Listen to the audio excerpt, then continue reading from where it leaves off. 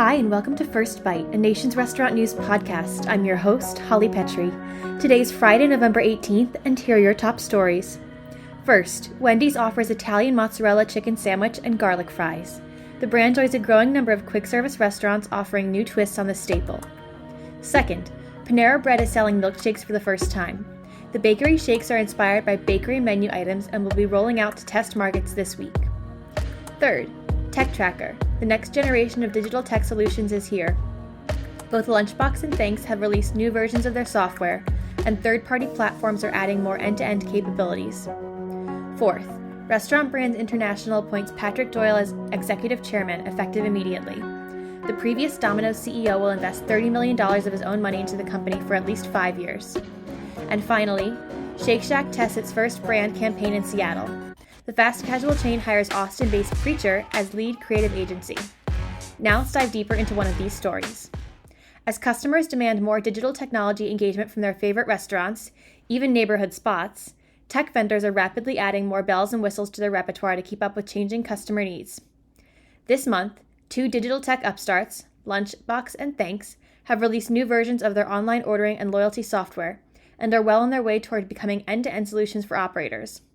While we can't advise operators on how to build their tech stack, we can break down how these new features work. Speaking of tech platform upgrades, several third-party companies are adding reservation capabilities to their repertoire, including DoorDash and Uber. Plus, Pepsi is rolling out ghost kitchen tool capabilities, begging the question, just how many companies are trying to cash in on the burgeoning digital tech solutions industry? Tech Tracker rounds up what's happening in the technology sector of the restaurant industry, including news from restaurants, vendors, digital platforms, and third-party delivery companies. Here's a breakdown of what you need to know and why. Uber, DoorDash, and SpotOn are now taking restaurant reservations. In the restaurant tech world, keeping up with the Joneses has come to mean making sure you're adding the same features as your competitors. This month, 3 different tech platforms added reservation-making capabilities to their suite of tech bells and whistles. As a result, lines are beginning to blur between reservation stalwarts like OpenTable and Yelp and other software vendors. Here's part 1 of our Tech Tracker report with Joanna Fantozzi. Well, every month I write about all of the, to borrow from the New York Times, all of the restaurant tech news that's fit to print. And in this case, it's not printing.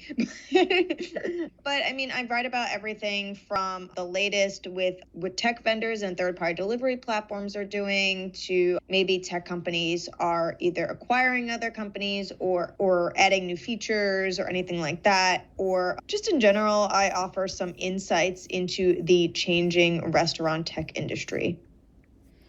Very interesting. So tell me a little bit about this month's Tech Tracker. There was a lot of news going on.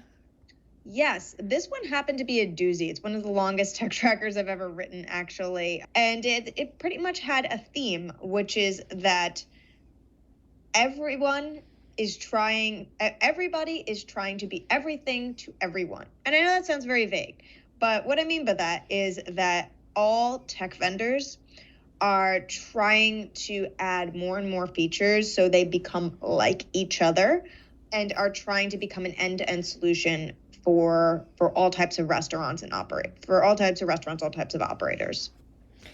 So this month, two tech platforms, Lunchbox and Thanx, released new versions of their software.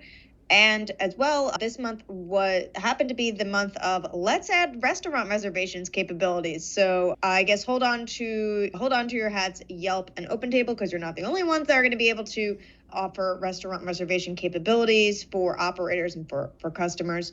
Now Uber, DoorDash, and SpotOn you're also able to use them to take restaurant reservations.